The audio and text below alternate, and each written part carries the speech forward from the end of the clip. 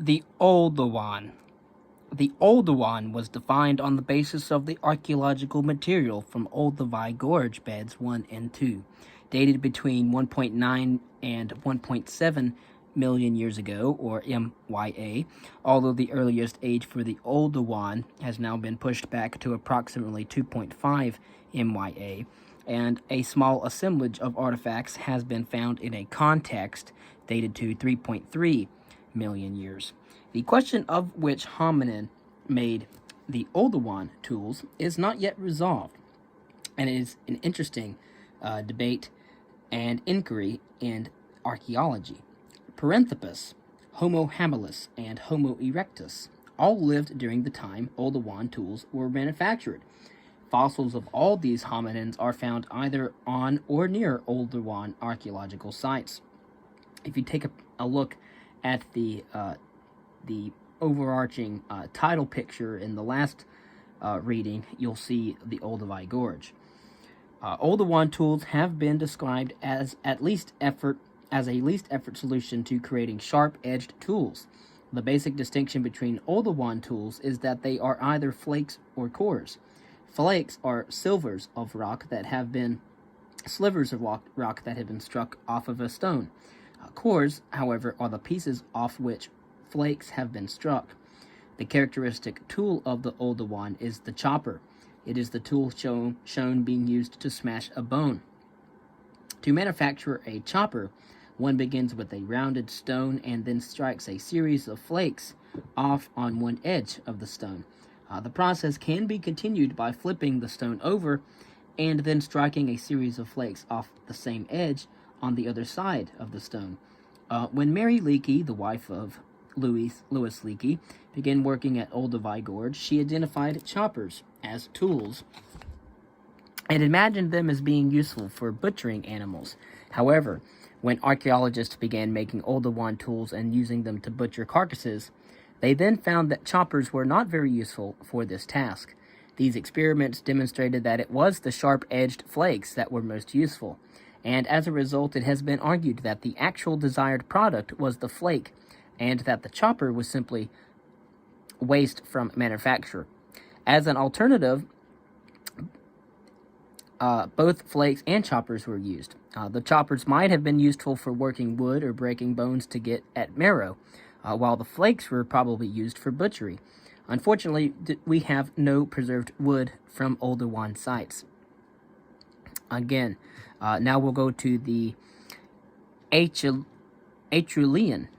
The earliest Acheulian industries in East Africa date to the period between 1.7 million and 1.5 million years before the present time. The earliest Acheulian site is Kakisele 4 in Kenya, which is dated to 1.76 million years ago. It is interesting that Kakisele 4 Oldowan tools were found together with Acheulian hand axes, and the form of the hand axes is very crude. The date for the end of the Acheulian is currently unclear, but it is in the range of 400,000 and 200,000 years ago. Acheulian sites are found throughout Africa, including major sites in both eastern and southern Africa, as well as in Europe and the Middle East, as well as India. The Acheulian began at the same time as the first appearance of Homo erectus and the extinction of Homo habilis. And you can find these Acheulian clevers and hand axes that archaeologists have stressed the symmetry of many Acheulian hand axes. The horizontal scale, of course, is in centimeters. And you can find these in many museums throughout the entire world. Many natural history museums, in particular the exhibitions on human culture and evolution. And as we've discussed, we don't talk about human culture, we rather talk of it in regards to human manufacture. The characteristic tool of the Acheulian is the biface. Unlike the Oldowan flakes and cores, the Acheulian's tool can hardly be described as a least effort solution. The Acheulian bifaces are better described as the earliest evidence of design. Bifaces can be either hand axes if they are pointed at the end, or they could be cleavers if they have a wide working end. Bifaces were carefully and skillfully fashioned tools, not simply cores. One aspect of their design is in their symmetry with reference to a central axis.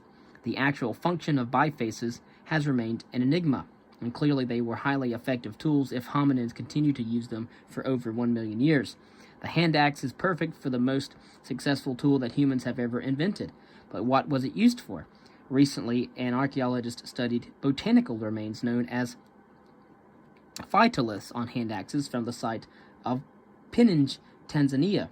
Phytoliths are mineral elements of plant cells that survive after the rest of the plant has disintegrated. The phytoliths adhering to the hand axes from Pinenge suggest that these tools were used for woodworking. There is some evidence of worked wood at the Acheulian site of Colombo Falls in Zambia. Again, just to recap, the Lower Paleolithic stone tool industry, dated in Africa between 1.7 million and 200,000 years ago, is characterized by bifacial tools including hand axes and cleavers, and that is called the Acheulian. Bifaces, however, are characteristic tools of the Acheulian period. Bifaces include hand axes and cleavers. The archaeological study of stone tools is known as lithic analysis, and the manufacture of stone tools is known as knapping. Of course, when looking at stone tools, archaeologists see not only the formal properties of the artifacts, such as the color, the shape, the size, and the weight of the artifacts, but also evidence of how it was manufactured and used. In order to understand the process of knapping, and again, knapping with a K, not napping with an N, archaeologists take great care to recover all stone artifacts, including waste products from manufacture. And of course, Lower Paleolithic tools were made by delivering a sharp blow to a rock in order to break off a smaller piece. It is a technique known as percussion. The piece that is struck off is called a flake, and then the piece from which the flake is struck is called the core. The goal of percussion is to produce either flake tools or core tools, and in many cases both flakes and cores were used as tools. Flakes have several important features. The surface that is split off of the core part of the rock is known as the ventral face. It has a convex area called the bulb of percussion at the end where it was struck. This end is known as the proximal end of the flake. The bulb of percussion is produced when the force of the blow enters the rock. The force enters the rock as a cone, and much like the cone produced when a bullet strikes a glass or a stone is thrown into a body of water.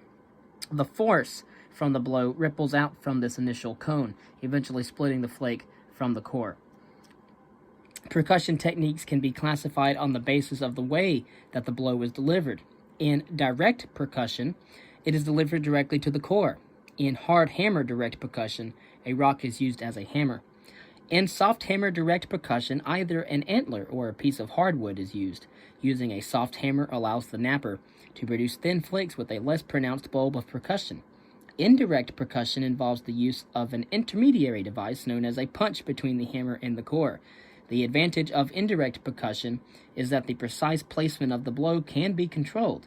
Indirect percussion is often used in making long blades or shaping arrowheads. For example, when we look at Native American arrowheads, for example.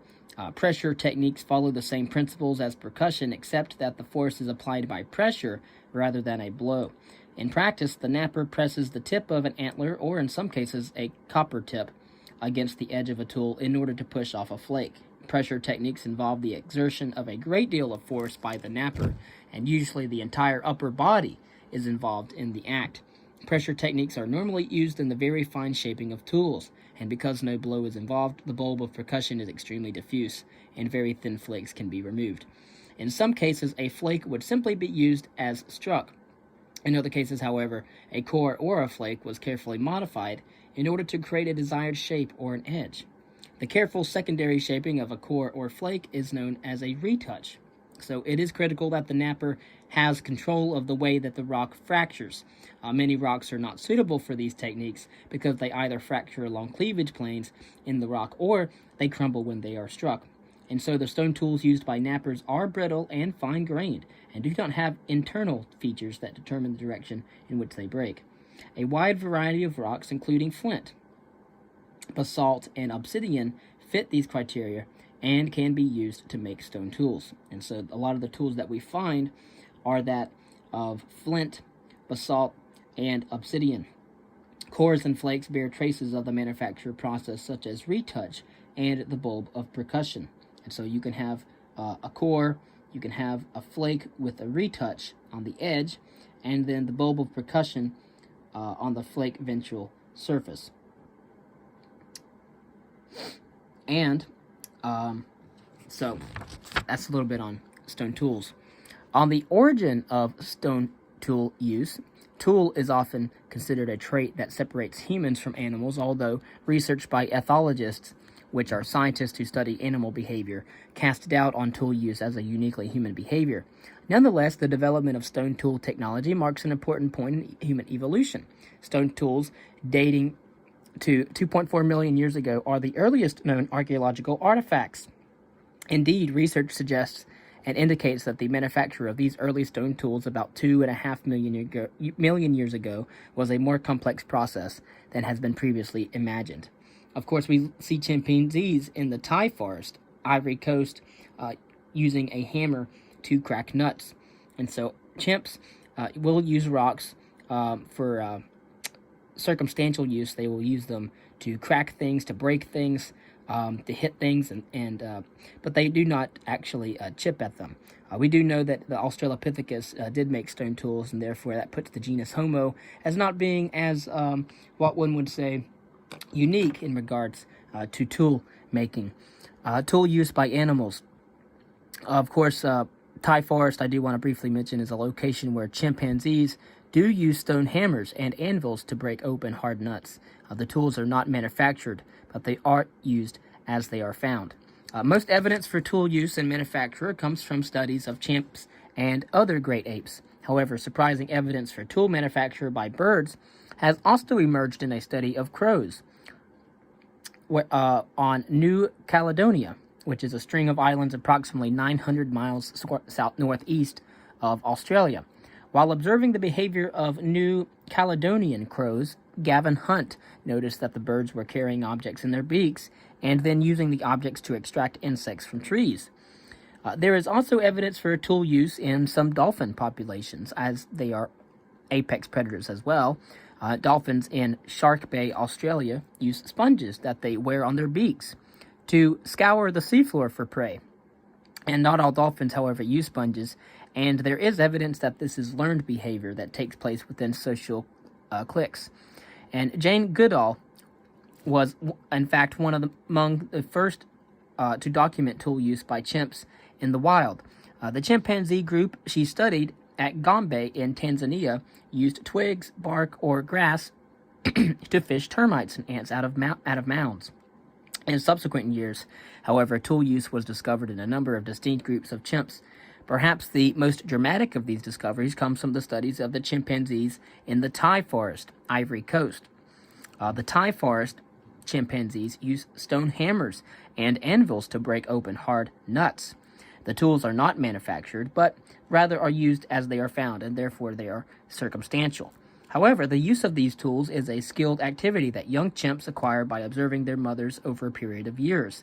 The skills that the young chimps learn include both the selection of the right hammers and anvils and the appropriate use of force in order to do so. And so on their own, dipping for ants and cracking nuts seem like a rather modest example of tool use. However, an interesting pattern emerges when the distribution of chimps and their tool use behaviors is examined across Africa. The tools and the way that they are used are not uniform across the continent, but rather are distinctive of particular groups. And therefore we can see this pattern of learned behavior in dolphins and chimpanzees. This pattern is true not only of tool use, but also of other behaviors, such as greeting and grooming. Ecological factors alone do not dictate where particular tools are used. For example, there are populations of chimpanzees living in West Africa that have access to the same nuts as those in Thai forest, but that do not use stone hammers to break the nuts. These groups either ignore the nuts completely or they break them with their teeth, which is a far less efficient technique. These observations have led some ethologists to argue that chimpanzees have culture, in the sense that they differ in their manufacture. In 1990, a group of archaeologists and primatologists, those who study other primates, began an experiment to determine whether they could teach kanji, which is a pygmy chimpanzee born and raised at the Language Research Center at Georgia State University, to make stone tools. Kanji at Georgia State University was shown a box with a transparent door held close by a piece of rope. A piece of fruit was placed inside the box, and Kanji was shown that the rope could be cut with a stone flake struck off of a rock with a hammer. The chimp was then shown how to create sharp flakes by striking one piece of rock or a hammer against another, which is a core. Kanji was able to carry out this task. However, this preferred method was to smash a rock by throwing it into the concrete floor of the laboratory. In all cases, the method of flake production was very crude, but still, remarkably, Kanji did manage to make some tools bearing a resemblance to the earliest tools produced by early hominins.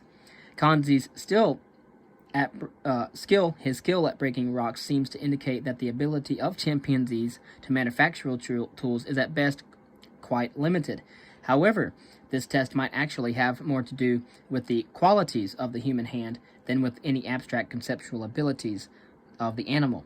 Humans are unique in having a thumb and fingers that are able to rotate, allowing for a wide range of grips.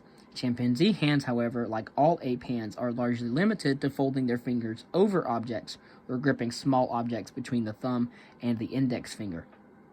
And perhaps Kanji's difficulties in stone tool manufacture reflect the limited range of grips that he is capable of compared to those the human demonstrator is able to assume. And so, the archaeological evidence. Well, the earliest occupation at Oldowan Gorge and Bed 1 dates to approximately 1.8 million years ago.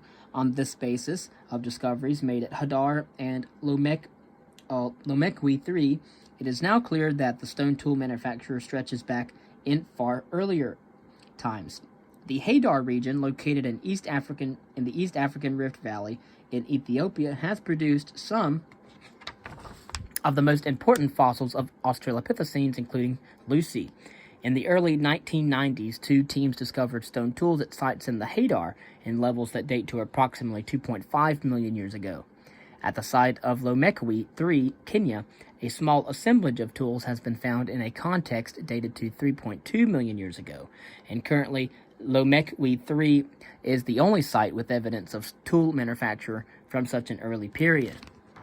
Again, Lomekwi 3 is a site in Kenya where stone tools dated to 3.2 million years ago have been found. These are the earliest stone tools to be discovered. And then we have Hadar, which is a location in the East African Rift Valley where many important fossils, including the near-complete fossil of an Australopithecine and some of the earliest known stone tools, have been discovered together. At the Gona site in the Hadar region, close to 3,000 stone tools were found in a single layer in two excavation areas covering an area of 22 square meters. The tools were discovered in a clay soil that showed no signs of river activity. Although the tools are simple, there is no question that they were manufactured by hominins. Given what is known about the geological context, it is not possible that any geological process produced the uniform patterns of flaking found on these tools. The major types of tools found are sharp-edged flakes and cores, including choppers. The archaeological horizon at the Gona site is sandwiched between layers of volcanic ash known as tuff. Fortunately, these tuff layers are ideal for argon dating. The BKT2 tuff, which underlies the site, dates to 2.9 million years ago, while the BKT3 tuff, which overlies the site, is dated to 2.3 million years ago, and therefore the stone tools were produced and deposited during the time interval between 2.9 million and 2.3 million years ago. Another team of researchers working near Ghana has found a smaller assemblage of tools from a similar context. Adding to the interest of this discovery is a hominin fossil found at the same level. The fossil is a well-preserved maxilla, or a palate, that has also been identified as belonging to the genus Homo. Due to the fossil's fragmentary nature, however, it was not possible to determine what species it belongs to, but given the age of the site, Homo habilis is the most likely candidate. The tools from the Hadar site seem to be the simplest possible form, showing the least possible elaboration. Indeed, were it not for the geological context, one might even cast doubt on whether these tools are evidence of human manufacture. Lokalele, situated in the West Turkana region of northern Kenya, is yet another East African Rift Valley site to produce evidence of tool manufacture from an early date. Based on the argon dating method, Lokalale is approximately 2.3 million years old, younger than the Hadar sites. At Lokalale, 2C, a horizontal area of 17 square meters has been excavated, and slightly over 2,000 stone flakes and cores were recovered from a single surface. A wide range of animal remains was also found, including 12 mammal species as well as reptiles and fish. There is no indication of cut marks or other signs of human activity on the animal bones. And again, Lokalale is an archaeological site in Kenya dating to 2.3 million years ago. Analysis of refit cores from the site indicate that stone tool manufacture at this early date was more complex than has been anticipated. In studying the stone tools from Lokalale,